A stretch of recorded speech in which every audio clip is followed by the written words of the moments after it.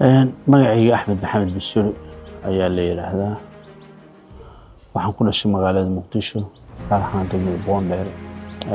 Qabaa'il ahaan deegaankayga waa Baraawo, Haatimi.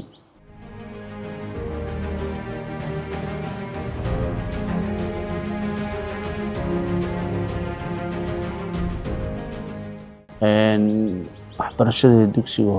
asiiliyada ama xanaanada waxaan ku bilaabay Yaasiin Cismaan. Barimahayga asiiliya ilaa barima Yaasiin Cismaan aan ku dhigtay. Kadib dugsigayga hoose dhexe waxaan ku qaatay dugsiga hoose dhexe Wiilwaal, iyadana Boondheer ku taal.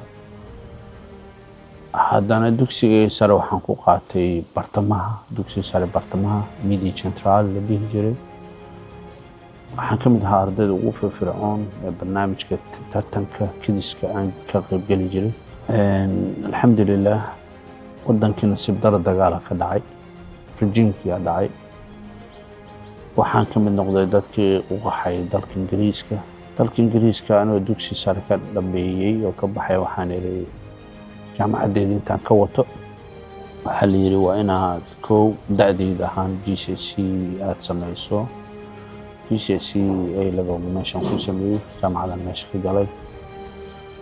markaas waxaan aad u xiiseynayay inaan mas'uul noqdo mar walba, maamul noqdo. project management ayaan one of the university ka qaatay,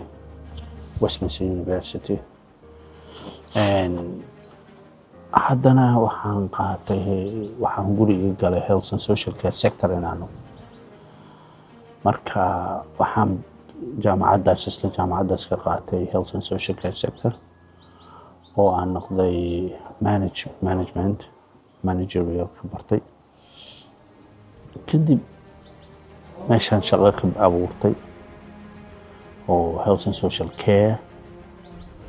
waxaan furay care homeyo. waxaan haminayay mar walba meel kastoo Soomaali joogo lagu dulmiyo, ama Yurub ha ahaado ama Soomaaliya ha ahaado ama meel kale ha ahaado, inaan Soomaali horumarkooda aan ka shaqeeyo. keerkayga waxaa ka shaqeynayay Soomaali badan,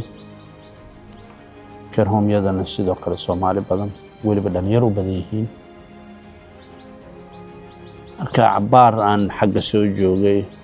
ayaa waxaan imid hab samafalnimo inta Soomaaliya, gaar ahaan Muqdisho.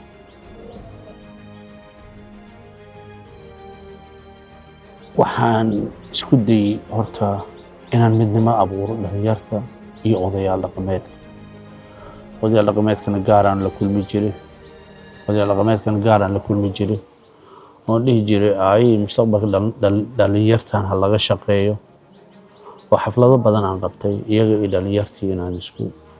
keeno oo aan yiraahdo haye. wuxuu iga yara cuslaatay.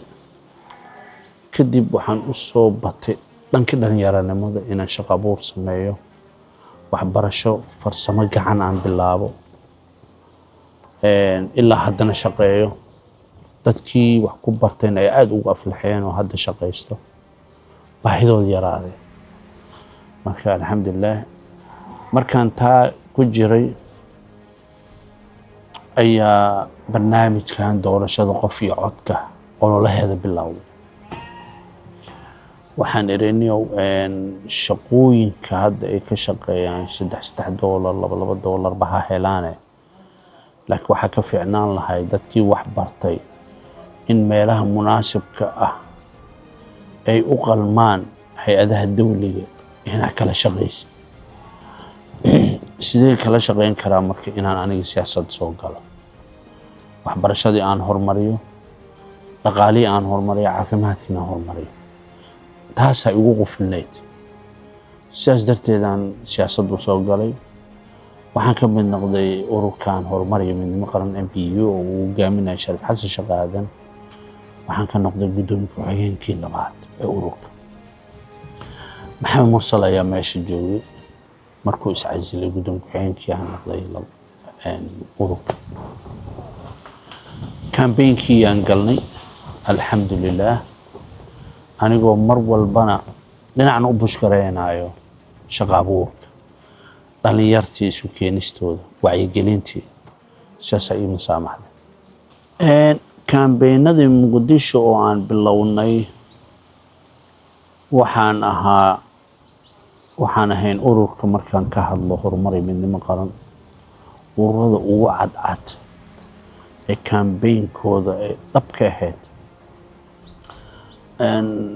ururo badan oo ilaa 20 ayaa tartamaysay muqdisho qaarkooda aqoon shacabkooda ay ka heleen qaarna ay lacag bixinayeen annaga horumar iyo midnimo qaran ahaan annaguna shilin aan bixinin dadkiina aaminsanaa na taageersanaa sababtu waxay ahayd samafalnimada aan wadnay oo dhab naga ahayd inaan wax bedeli karno ee dadka arkeena u riyaaqeen iyaga isgaarsiinaya wacyigelinta xaafado badan aan ku guuleysanay muqdisho magaca hadda oo aad lagaga yaqaano abuu jidka waa dhisaa ma jijibinayay jidka waa jijibinaya waxaan ka cabsanaynaa ka dhacay lakin waa dhisaa abuu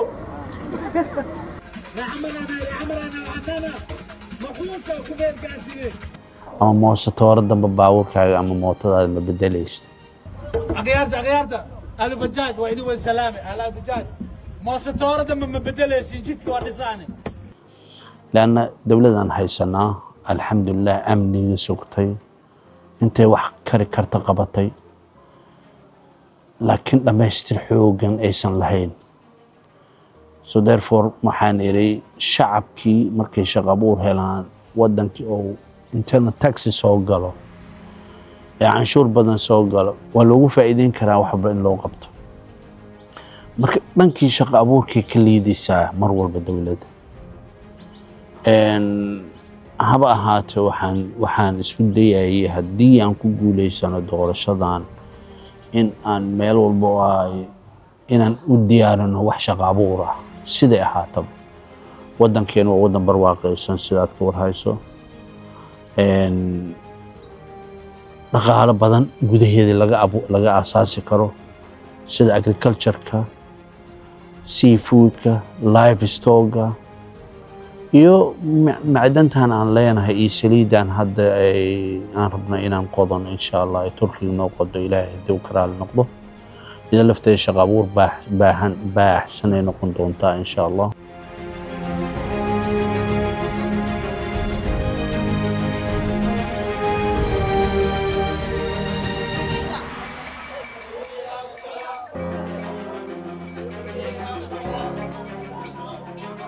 السلام عليكم ورحمة الله وبركاته. قبلها ماميالكي ولا له ويدوي السلام دمانتين. ما أنتوا حندي كبرت إذا كنا عدكينا. دتكي ماشان هيجين لها يا ناي. واحد صعد دتكينا واي. ما أنت وما ما شاء الله. وادوا مام. مركع عدي ما دام ماشي أي دقيقين dad badan ee Soomaaliyeed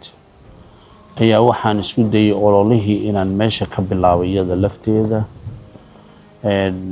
maantana guul fiican ayaan ka gaarnay inkastoo ururada qaarkooda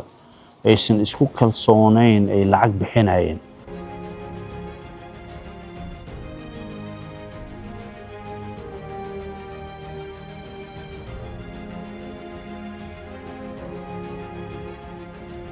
wadooyinka ay dadku istaagaan leeyihiin calaamadaas kurida laakiin waxaan aad ugu faraxsanahay annagoo ururkan horumar iyo midnimo qaran ay lacag dhiibin rabitaanka dadka kaalinta labaad ama saddexaad mar walba inaan galno waxaan nahay ururka ugu da'da yar innagoo doorashada waxaan ka qayb galnay innagoo 2 bil 3 bil jirno horumarkaasna gaarnay degmada muqdisho markaan ku laabtay degmada waa bari 2968 cod ayaan helnay iyadoo la soo dhajiyay oo naloo magacaabay ayaa waxaa dhacday in la yiraahdo idinka ma lahayn codkaas waa la idin qaldamay JSP lahayd ee 400 iyo xoogna la siiyay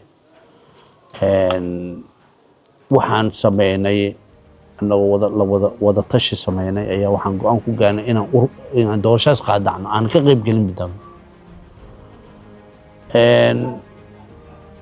haddana guddigii waxay ku shuureeyeen in la sabro kan kale la arko markaan aadnay waxaan bilownay hawshii dardargelinta stage fiicanaan ka soo gaarnay again lacagna ma bixinin waxaan ballan qaadnay dhalinyartan quruxda badan ee wax baratay shaqo la'aanta ah in shaqo loo abuuro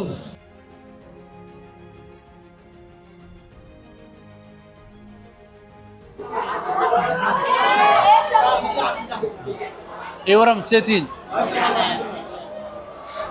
fanaanada mise funaanada ya funaanad miya laakiin rabitaanka dadka na yaqaana na fahamsan wacyigelinta waxaan ka hadlayno arrimaha bulshada inaan xoojino nadaafadda ha ahaado caafimaadka ha ahaado waxbarashada ha ahaado mar walba loo ballan qaado haddana aysan helaynin isbitaaladii oo dawliga ahaa ee ku yaalay ama marka ama muqdisho lafteeda ama baraawo lafteeda aysan daawooyin ku filan ama shaqaalihii aan lacag helaynin oo isbitaalka uu burbursan yahay waxaan go'aan ku gaarnay qalab dhammaystiran inaan annaga keenno ama ka samafal ahaan ama ka urur ahaanba ee aan ummadda Soomaalida u baahan aan ku taageerno annagoo aan shilin ka rabin laakiin waxaan rajeynayaa markaan keenno in lagu shaqeeyo ummadda Soomaalida marka ballanqaadkaasna waa soo sameynay oo waana naga dhawo dad kari karaan nahay awoodi kara inaan sameyno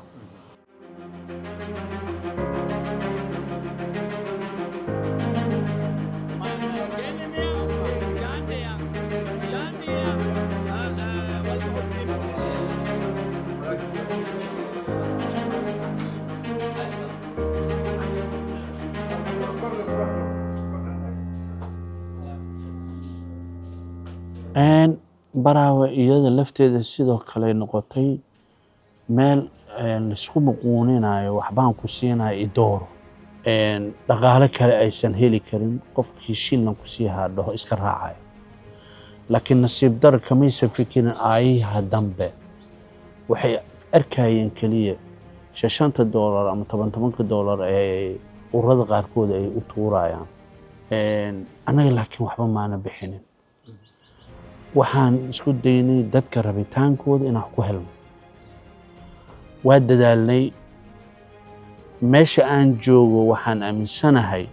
haddaan lacag ku dari lahaa in kaalinta koowaad labaad xataa laysoo gaari karin laakiin waxaan diidnay in aan dadka codkooda ku iibsano lacag oo aan macquul ahayn waxna aanu u qabanayn waxaan niri annaga waxbaan idin qabanaynaa haddii ilaahay idin codkiina siisaan waana rajaynaynaa inaan wax bedelno wax badan aan qabano isku raacnay gacanta lee taagan ma isku raacnay reer baraawo ma isku raacay rag iyo dumar ma isku raacay dhalinyaraay ma isku raacnay maasha allah annagana waxaa nagu ballanaa wixii aad haminaysiin inaan halkan keenno inta kale qof waxaasaan idin samaynayaa ama ballanqaad oo u samaynayay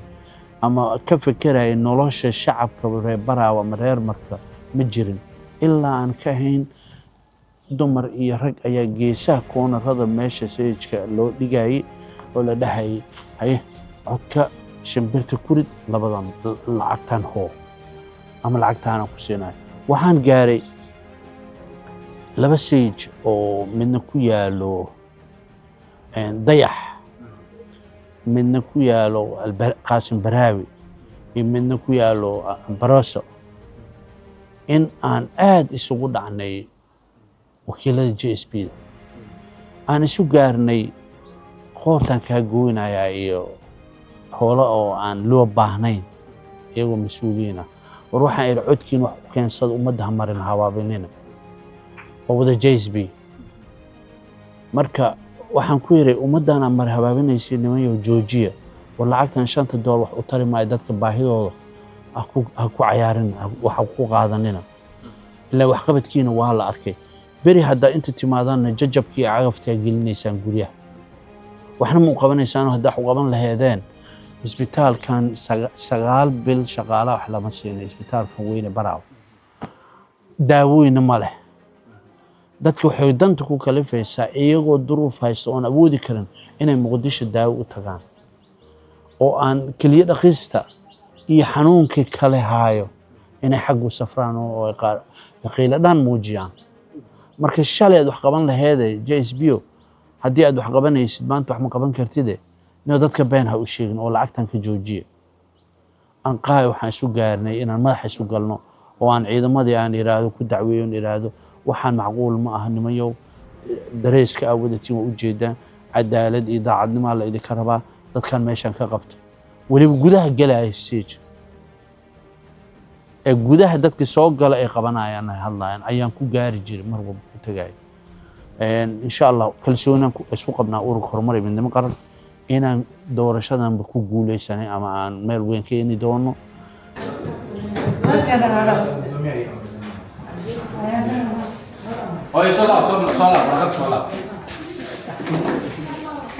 siyaasadda Soomaaliya waxaan ka rajeynayaa in dhallaanka hadda soo koraayo ma dhahay aniga inaan madaxweyne noqdo laakiin waxaan rabaa waxay yiraahdaan the good leader created the leaders ma inaan role model u noqdo dhalinyarta hadda soo korayso si ay u sii bixiyaan ama u samata bixiyaan nidaamka dawliga nidaamka kala dambeynta nidaamka dhaqaale abuurka waddankeena dhaqaalaha ka buuxo ma rabnana inaan xataa kaga faa'iideysano dhaqaalaheena beeraheena waxaa soilkeena yaanyada marooleyda markii waxaan xasuustaa waagii anagoo yaryarayn muraheeda markii dibadda lagu tuuro maalinkii labaad waxaa dhalanayay plantskii hadda waxaa loo leeyahay dhulkii soilkiisaaba xumaaday sidee ku xumaanaya waxaa la rabaa wax banaanka laga keenay NGO noo keenay inaan dadkii maskaxdooda ku qabuurno oo la yiraahdo dhulkan wax ku noqonayo waa inaad bacrimin kala samaysaa waa inaad iniinyada noocan aad beertaa wixii aan beeran jirnay dekadii markaan aaday si u burbursan tahay waa yaabaysaa kow shaqada aan qabanayo haddii aan ku guuleysano dekadaas inaan dhisno airport male inaan u dhisno insha Allah marka Baraawe kalluunka ay soo qaadaan ay soo dabtaan dhalinyarta reer Baraawe suuq uma hayaan inta waa inay xamar geeyaan Muqdisho geeyaan Muqdisho doontaas intay sii socoto kuleylku ku dhacay kalluunkaas waa dareemi kartaa xaafadda markii la geeyo iyadoo isbedelay jirkeeda iyo nafaqadeeda ayay xag tagaysaa haddana kabaankii lagu sii celinayo talaajadihii ma leh marka insha Allah waxyaalo badan ay naga guuxayo ururka horumar ee midnimo qaran ahaan inaan qabano insha Allah waana sameynaynaa anigoo ah gudoomiye ku-xigeenka ururka horumar ee midnimo qaran mas'uulka Sharaf Xasan Sheekh Aadan wuxuu diyaar u yahay mar walba horumarka waa ninkii sameeyay inay koonfur galbeed noqoto dawlad ama caasimad gaar ahaan markan Baraawe waxaana la yiri caasimadii koonfur galbeed ay noqonaysaa oo ilaa iyo hadda ay dadku ku mashquulsan yihiin ku wareersan yihiin goormay noqonay ilaa hadda doorashooyin laakiin kuwa ka dhigi doona caasimada annaga noqonayno howl badan ayaana sugaysan insha Allah waana rajeynayaa inaan ku guuleysano